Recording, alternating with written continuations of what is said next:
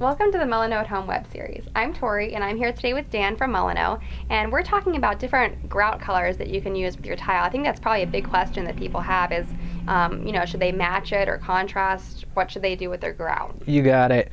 Grout is usually your last step in the process whenever you're buying your tile. Of course, it's tough whenever you're looking at tile because there's so many different shades and variation that are out there. So whenever it's time to pick the grout color, you're in good shape. Right, you've already got your tile all selected, you know where it's going, what it is. Exactly. Then you select the grout. You got it. And the thing I tell my customers always about the grout is always better to go a little bit darker because this is going to show and collect your most areas of dirt. So you probably don't want to do white. You would kind of lean away from that. Exactly. Of course, it's your house. You can do whatever you want, but I would always say white is not the way to go. Maybe, kind of like an eggshell ivory would be the best, but that's your white. If you went with white, it's probably going to be black after a year or so. The pure white. You got it. So try to do something a little bit more cream or ivory or something like that. These are all pretty neutral, so